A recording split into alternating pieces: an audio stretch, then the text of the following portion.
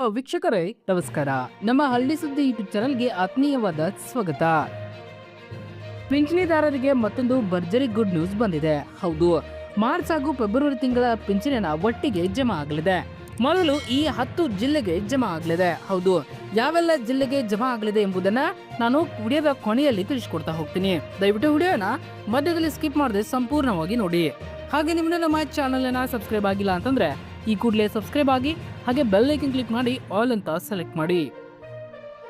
ರಾಜ್ಯ ಸರ್ಕಾರದ ವತಿಯಿಂದ ಪ್ರತಿ ತಿಂಗಳು ನೀಡಲಾಗುವ ವಿವಿಧ ಪಿಂಚಣಿ ಯೋಜನೆಗಳಾದ ಸಂಧ್ಯಾ ಸುರಕ್ಷಾ ಯೋಜನೆ, ವೃದ್ಧಾಪ್ಯ ವೇತನ ಮತ್ತು ವಿಧವಾ ವೇತನ ಹಾಗೂ ಅಂಗವಿಕಲ ವೇತನ ಮತ್ತು ಪಿಂಚಣಿ ಹಣಕ್ಕಾಗಿ ಕಾಯುತ್ತಿರುವ ನಾಡಿನ ಸಮಸ್ತ ಜನತೆಗೆ ಇಂದಿನ ವಿಡಿಯೋದಲ್ಲಿ ನಾನು ಅತಿ ಮುಖ್ಯವಾದ ಮಾಹಿತಿಯೊಂದನ್ನು ತಂದಿದ್ದೇನೆ.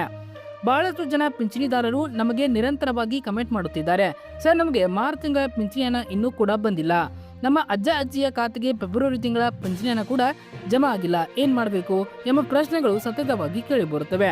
ಹಾಗಾದ್ರೆ ಈ ಬಾರಿ ಪಿಂಚಣಿ ಹಣ ಬಿಡುಗಡೆ ಆಗುವುದು ಏಕೆ ಇಷ್ಟು ತಡವಾಯಿತು? ಯಾವೆಲ್ಲ ಜಿಲ್ಲೆಗಳಿಗೆ ಈಗಾಗಲೇ ಹಣ ಜಮಾ ಆಗಿದೆ? ಇನ್ನೂ ಹಣ ಬಾರದ ಜಿಲ್ಲೆಗಳ ಪರಿಸ್ಥಿತಿ ಏನು ಎಂಬೆಲ್ಲ ಗೊಂದಲಗಳಿಗೆ ಈ ವಿಡಿಯೋದಲ್ಲಿ ನಾನು ಸಂಪೂರ್ಣವಾದ ಮಾಹಿತಿಯನ್ನ ಹಾಗೂ ಸ್ಪಷ್ಟವಾದ ಉತ್ತರಗಳನ್ನ ನಾನು ನಿಮಗೆ ನೀಡಲಿದ್ದೇನೆ. ಆದ್ದರಿಂದ ವಿಡಿಯೋನ ಎಲ್ಲಿಯೂ ಕೂಡ ಸ್ಕಿಪ್ ಮಾಡದೆ ಕೊನೆವರೆಗೂ ನೋಡಿ. ಅದಕ್ಕೂ ಮುನ್ನ ನೀವಿನ್ನೂ ನಮ್ಮ ಚಾನಲನ್ನ ಸಬ್ಸ್ಕ್ರೈಬ್ ಮಾಡಿಲ್ಲ ಅಂತಂದ್ರೆ ಈ ಕೂಡಲೇ ಸಬ್ಸ್ಕ್ರೈಬ್ ಮಾಡಿ ಹಾಗೆ ಬೆಲ್ ಐಕನ್ ಕ್ಲಿಕ್ ಮಾಡಿ ಆಲ್ ಅಂತ ಸೆಲೆಕ್ಟ್ ಮಾಡಿ. ಪಿಂಚಣಿ ಹಣ ವಿಳಂಬವಾಗುವುದಕ್ಕೆ ಅಸಲಿ ಕಾರಣ ಏನು? ಹೌದು ವೀಕ್ಷಕರ, ಮಾರ್ಚ್ ತಿಂಗಳಂತಂದ್ರೆ ಅದು ಆರ್ಥಿಕ ವರ್ಷದ ಕೊನೆಯ ತಿಂಗಳು.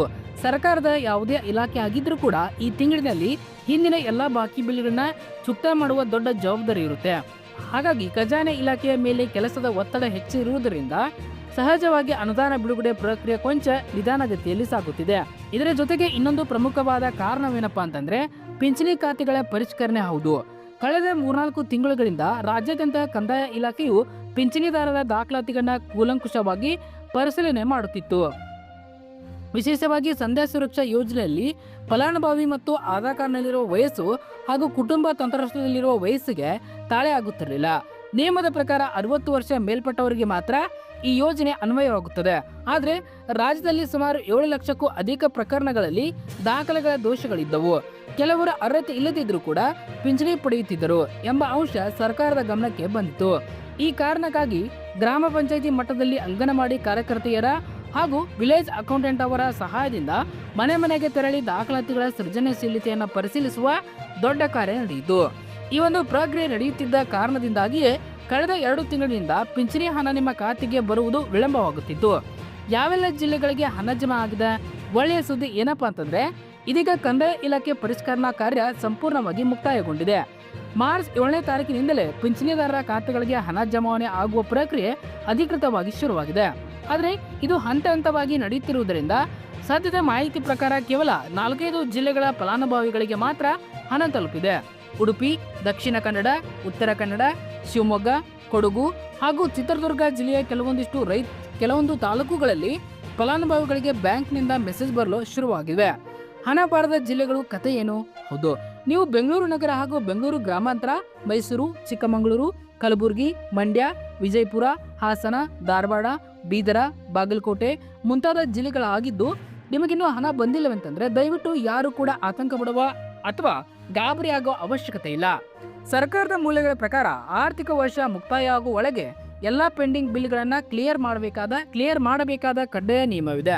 ಹಾಗಾಗಿ ನಿಮಗೆ ಫೆಬ್ರವರಿ ತಿಂಗಳ ಪಿಂಚಣಿ ಹಣ ಬಂದಿಲ್ಲವೆಂತಂದ್ರೆ ಆ ದಿನ ಬಾಕಿ ಹಣ ಮತ್ತು ಮಾರ್ಚ್ ತಿಂಗಳ ಪಿಂಚಣಿ ಹಣ ಕೂಡ 2 ಸೇರಿ ಒಟ್ಟಿಗೆ 2 ತಿಂಗಳ ಕಂತು ಒಂದೇ ಬಾರಿಗೆ ನಿಮ್ಮ ಖಾತೆಗೆ ಜಮಾ ಆಗಲಿದೆ. ಇದು ನಿಜಕ್ಕೂ ಫಲಾನುಭವಿಗಳಿಗೆ ಒಂದು ದೊಡ್ಡ ರಿಲೀಫ್ ಅಂತಾನೆ ಹೇಳಬಹುದು.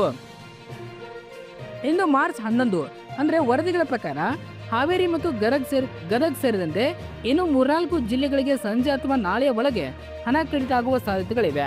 ಸರ್ಕಾರದ ಕಡೆಯಿಂದ ಹಣ ಬಿಡುಗಡೆ ಪ್ರಕ್ರಿಯೆ ನಿರಂತರವಾಗಿ ನಡೆಯುತ್ತಿರುವುದರಿಂದ ಗರಿಷ್ಠ ಎಂದರೆ ಮಾರ್ಚ್ 15ನೇ ತಾರೀಕಿನ ಒಳಗಾಗಿ ರಾಜ್ಯದ ಪ್ರತಿಯೊಬ್ಬ ಅರ್ಹ ಫಲಾನುಭವಿಯ ಬ್ಯಾಂಕ್ ಖಾತೆಗೆ 100% ಹಣ ಬಂದು ತಲುಪಲಿದೆ.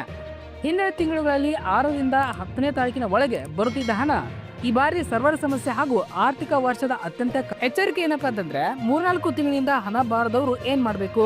ಒಂದೇ ನಿಮಗೆ ಕೇವಲ ಫೆಬ್ರವರಿ ಮತ್ತು ಮಾರ್ಚ್ ಅಲ್ಲ, ಬದಲಾಗಿ ಕಳೆದ 3 ಅಥವಾ 4 ತಿಂಗಳಿಂದ 1 ರೂಪಾಯಿ ಕೂಡ ಪಿಂಚಣಿ ಕೂಡ ಬಂದಿಲ್ಲ ಎಂದಾದ್ರೆ ನೀವು ಸ್ವಲ್ಪ ಎಚ್ಚೆತ್ತುಕೊಳ್ಬೇಕು.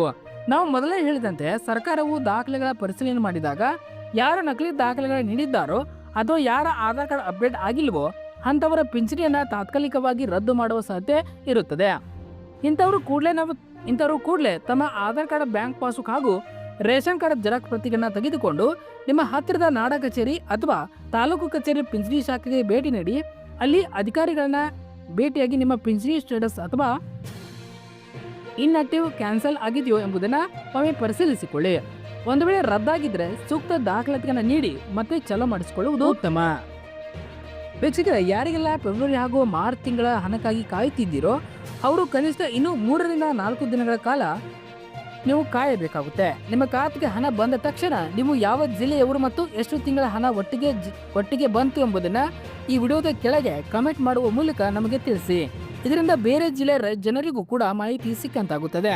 ಈ ಮಾಹಿತಿ ನಿಮಗೆ ಉಪಯುಕ್ತವಾಗಿದ್ದರೆ ತಪ್ಪದೆ ಈ ವಿಡಿಯೋವೊಂದನ್ನು ಲೈಕ್ ಮಾಡಿ ಹಾಗೂ ನಿಮ್ಮ ಊರಿನ ವಾಟ್ಸಪ್ ಗ್ರೂಪ್ಗಳಲ್ಲಿ ಪಿಂಚಣಿ ಪಡೆಯುವ ವಯೋವೃದ್ಧರ ಕುಟುಂಬದವರಿಗೆ ಈ ವಿಡಿಯೋವನ್ನು ಶೇರ್ ಮಾಡಿ.